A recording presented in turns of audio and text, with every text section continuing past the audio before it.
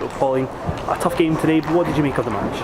I think it was a really tough game for us. We always knew coming into this tournament the level of the teams was very high, and every game was hard. I think that today's game, there was some areas that we made a little bit of progress and other areas that we never, and I think that that's been the same through the three games.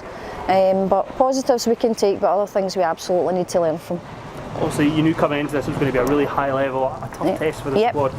Give us an idea of what's been learned from playing this high level opposition. I think, tactically you're playing against formations and players that are really adaptable, that are really agile, players that are quick, and that's a level where players aren't used to playing against.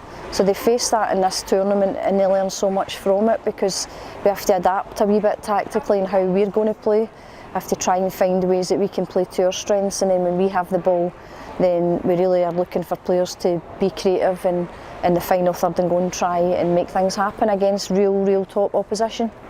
As a coach, how important is it for the development of these players at this level to play against such high level opposition and play at that tempo? How important is it? Absolutely. I mean, I've played as well, and you want to play against the best, and that's how you learn, that's how you become better. And I think for the players here that have got aspirations to maybe push in the future for the national team and many years down the line, then these tournaments become invaluable for them, because they're playing against the best in Europe and some of the best teams in the world, and you can't get that, you can't replicate that any other way other than facing that level of opposition.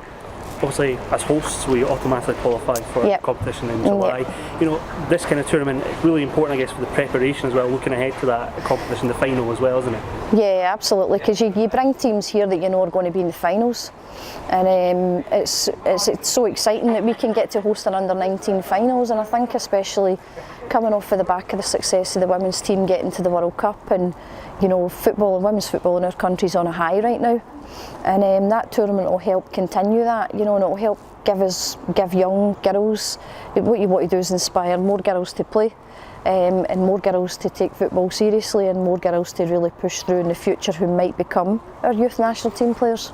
And just finally, obviously, it has been a test. There's been lots of support here for Scotland across the three games. How excited are you to know that in July there'll be a big vocal support for Scotland getting behind the team? Absolutely. I mean, that's what you can always guarantee with Scotland, that the fans are just desperate for the teams to do well. Girls and boys football, we're desperate for our teams to do well, and I think the girls take a lot of heart, knowing that everybody in that stand wants them to do well. I think us as a team, we have to progress and develop a lot. There's a lot of things we need to get better at, but there's things we're doing well, and we're absolutely excited and can't wait to next year to the finals.